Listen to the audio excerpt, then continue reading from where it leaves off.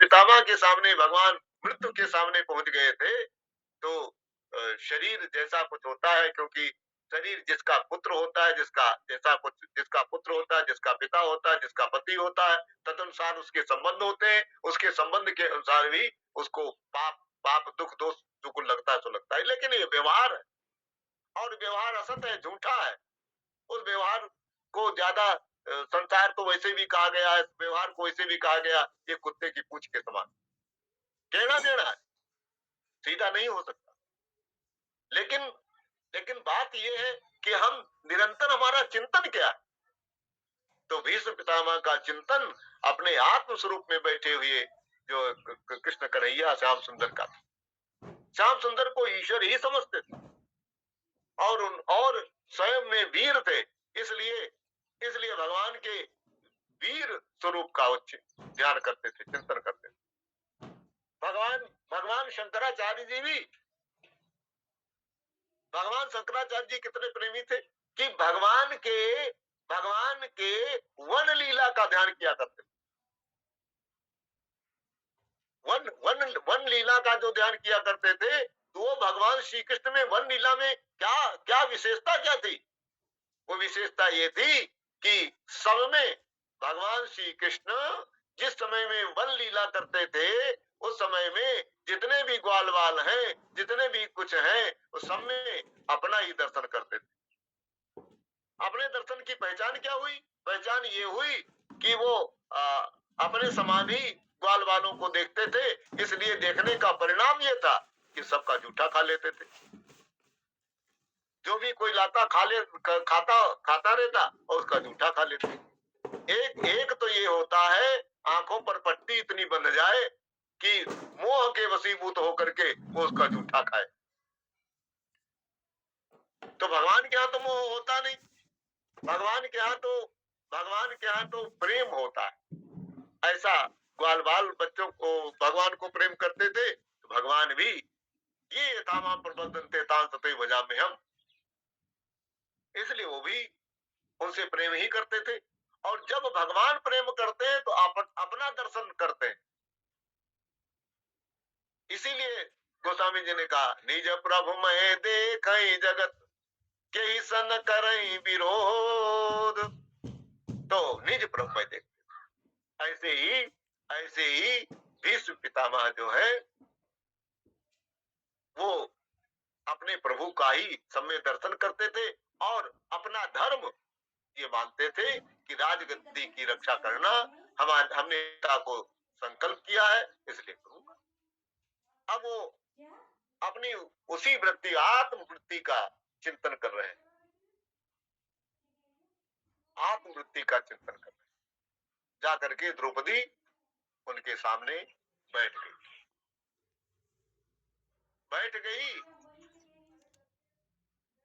चिंतन करते करते जब भी पितामह ओम का उच्चारण प्रारंभ किया, ओम,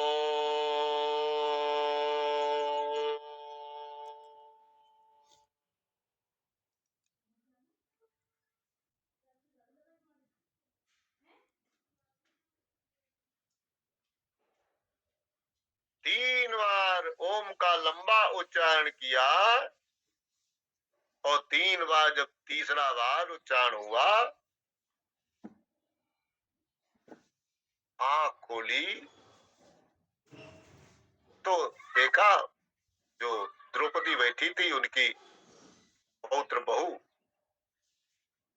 पुत्रवधू, उसने उनको प्रणाम किया, कि गोदी में सर रख दिया। पितामह तो जानते थे कि इस समय तो आने वाली वो दुर्योधन की पत्नी होगी। उन्होंने तुरंत आशीर्वाद दिया कि सौभाग्यवती भव, सौभाग्यवती भव, सौभाग्यवती भव। फिर वाचक 3 बार कहने का मतलब होता है कि अब उसमें वापस बात नहीं हो सकती। निर्वाचक जब कर दिया तो द्रौपदी ने अपना सिर उठाया और भगवान ने जो बता दिया था चुपचाप कि ऐसी ऐसी बात है, तो उसने द्रौपदी ने कहा, पितामह आपने हमको आशीर्वाद दिया है कि सौभाग्यवती भव, सौभाग्यवती भव, सौभाग्यवती भव, और आपने हमारे ही किसी पति को मारने का संकल्प भी किया है, तो मैं कैसे कैसे समझूं? ओ, पितामह ने देखा, जब ऐसा कहा तो बोला, कौन? द्रौपदी, अरे द्रौपदी तुम? कुछ कुछ पूछे बिना यही कह पूछा, अरे इतने समय तुम किसके साथ में? क्योंकि पितामह तो जानते हैं कि द्रौपदी को कुछ मालूम नहीं, पांडवों को कुछ मालूम नहीं। अगर अगर मालूम भी हुआ है तो कोई कोई सामान्य सत्ता साथ नहीं हो सकती। तुम और किसके साथ में? तो द्रौपदी ने कहा, अपनी बांदी के साथ में, नौकरानी के साथ। है कहाँ? बोले बाहर। यहाँ क्यों नहीं आई? शर्मीली है। अरे उसको लाओ जा करके। नहीं नहीं, वो पितामह वो बहुत शर्मीली है, वो यहाँ नहीं आएगी। पितामह झट से उठ करके खड़े हो गए, बोले द्रौपदी, पांचाली, हमसे चाल मत कर। तेरी जो बांदी है ना, नौकरानी जो है ना, मैं मैं उसको देखूंगा। बाहर आ गए, झट से बाहर आ गए, तो द्रौपदी पीछे पीछे। देखा तो भगवान एक एक कोने में अपना पीतांबर ओढ़ करके घूंघट निकाले हुए बैठे। अब घूंघट निकाले हुए जो भगवान बैठे हैं, तो ऐसा लगता है कोई स्त्री, शर्मीली स्त्री बैठी हुई है।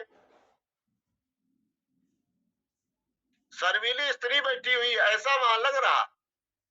पितामह ने कहा कि द्रौपदी, मैं बाल ब्रह्मचारी हूं, आज तक मैंने किसी भी स्त्री का घूंघट नहीं उठाया,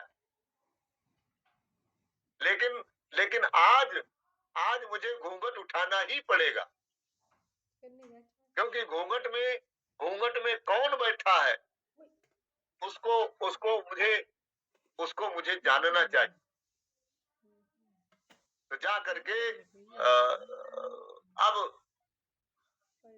श्याम सुंदर ने जो घूंघट निकाला था, घूंघट जब निकाला तो पीतांबर इतना तो लंबा चौड़ा नहीं होता है,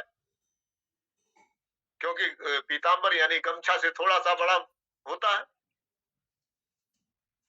अब देखा कि जब पास में गए तो घूंघट जो निकाला है, तो भगवान ने घूंघट निकाला, पीछे पीठ खुल गई।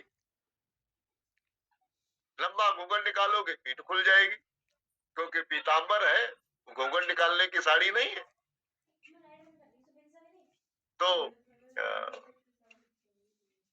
पितामह ने कहा, ओ, हमसे हमसे आप चोरी करते हो, हमसे आप छल करते हो, और घूंघट पकड़ा तो जैसे जैसे पकड़ा वैसे श्याम सुंदर उठ करके खड़े हो गए, हंसने लगे। श्याम सुंदर जब उठ करके खड़े हो गए तो भगवान के कांख में लिपटी हुई जो द्रौपदी की चप्पल थी, खट खट नीचे गिर गई। ओ, पितामह ने देखा चप्पल गिरी तो लेडीज चप्पल देखी। पितामह ने देखा कि द्रौपदी के पैर में चप्पल भी नहीं, तो कहने लगे, हे पांचाली, जिसके जिसके चप्पल की रक्षा करने वाला स्वयं नारायण है, श्याम सुंदर है, उसके पतियों को कौन मार सकता है?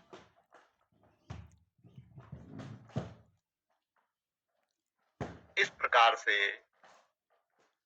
वेद वेद खुल गया। ऐसे महापुरुष लोग जी उसके भेद को जान पाते हैं। यहाँ पर कहने का तात्पर्य है कि वो जो परमात्मा अंदर में बैठा हुआ है, जो अ, जो ऊपर पीताम्बर का घूंघट निकाले बैठा हुआ है, ऐसे ही ऐसे यही घूंघट, ऐसी यही पर्दा, नाम रूप का पर्दा पड़ा हुआ है। घूंघट के पट खोल रे, तुझे राम मिलेंगे, राम मिलेंगे तुझे, श्याम मिलेंगे, राम मिलेंगे तुझे, श्याम मिलेंगे, घूंघट के पट खोल रे, तुझे श्याम मिलेंगे, घूंघट के पट खोल रे, तुझे श्याम मिलेंगे। जब घूंघट का पर्दा उठा तो कहा, भूषण ने कर से यम सूर्य प्राजापत्य, भूषण ने कर से यम सूर्य प्राजापत्य, व्यूह रश्मिन समूह, तेजो यत्ते रूपम कल्याण तमम तत्ते पश्यामि, योषावसौ पुरुषा सोहमस्मि। हे पूषण माने हे पूषा, हे पूषा माने पोषण करने वाला होने से उसका नाम पूषा है। क्योंकि भगवान सूर्य नारायण अपनी रश्मियों के द्वारा पृथ्वी का पोषण करते हैं। यदि पृथ्वी के ऊपर जो रश्मियां हैं सूर्य भगवान की ना आए तो वनस्पति का पोषण नहीं होगा, जीवों का पोषण नहीं होगा, पेड़ पौधों का पोषण नहीं होगा, किसी चीज का पोषण नहीं हो सकता। और जहां जहां कहीं बर्फ इतना हो जाता है, बहुत ठंडक रहती है, बर्फ के पहाड़ हो जाते हैं, वहां वहां पर कोई घास फूस कुछ नहीं होता, कोई औषधियां नहीं होती। जहां जहां पर रश्मियां, जिस जिस चीज को रश्मियां स्पर्श करती है सूर्य की, वो ही पोषित होता है। तो सूर्य की रश्मियां और चंद्रमा की रश्मियां, ये दोनों रश्मियां बड़ी विचित्र हैं। सूर्य जो है अपनी तेज रश्मियों के द्वारा, तेज रश्मियों के द्वारा उनको सुखाने की क्षमता रखता है, यानी पापों को सुखाने की क्षमता रखता है। और और और जब चीज सुखाई जाएगी तो पाप सूखेंगे तो पुण्य भी सूख जाएंगे। ऐसे ही जितनी भी वनस्पति है, जब जब सूर्य भगवान की किरणें होती हैं तो कहते हैं वो सब सुखाती है, यानी पाप भी सुखा देती है, पुण्य भी सुखा देती है। यानी जब गर्मी का समय होता है और तो हम लोग निकलते तो बाहर हैं मजबूरी में, वहां पर ठहर नहीं सकते, इतनी गर्मी होती है, कपड़े पहनते इतनी तपन होती है। और जब वही शाम हो जाती है, चंद्रमा उदित होता है, चंद्रमा की शीतल किरणें जो होती हैं, आ चंद्रमा की शीतल किरणें हो और वायु का आवागमन हो, तो आप शरीर के चमड़ी से जब ये लगती है तो बहुत सुखद लगता है, बहुत सुखद लगता है। वो जो शीतलता है जिसका वर्णन नहीं किया जा सकता, यही यही जो शीतलता है, आकाश में चंद्रमा हो, तारे दिख रहे हो, रात्रि का समय हो, बादल बिल्कुल न हो और जनवरी की रात हो, तो जनवरी की रात हो, आकाश बिल्कुल निर्मल हो, फिर आप मोटरसाइकिल से जा रहे हो, राम राम राम राम राम, कितनी शीतलता, कितना कितनी ठिठुरन, वायु का वेग, और सूर्य और इधर चंद्रमा की रश्मियां, ऐसा लगता है चंद्रमा की रश्मियां ऐसी हैं, ऐसा लगता है बर्फ।